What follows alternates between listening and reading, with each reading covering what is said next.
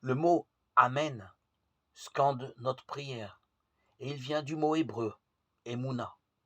Son premier sens décrit quelque chose qui est lourd et donc solide, inébranlable, comme l'amitié que Dieu porte à son peuple Israël.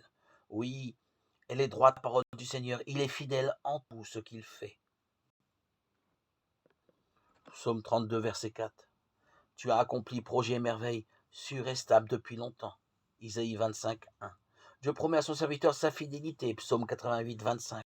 On emploie aussi ce mot pour caractériser un moment solennel tel l'intronisation de Salomon. Amen.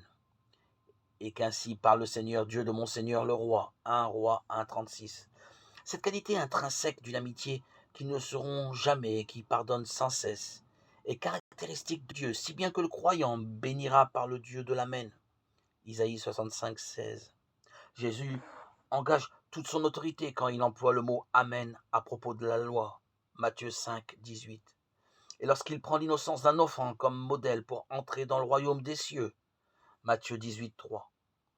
Paul souligne que c'est par le Seigneur que nous disons Amen, notre engagement à être fidèle et constant dans la foi. 2 Corinthiens 1, 20. Enfin, Amen est le mot que Jean a choisi pour conclure l'Apocalypse. Amen, viens Seigneur Jésus. La grâce du Seigneur soit avec tous. Apocalypse 22, 21.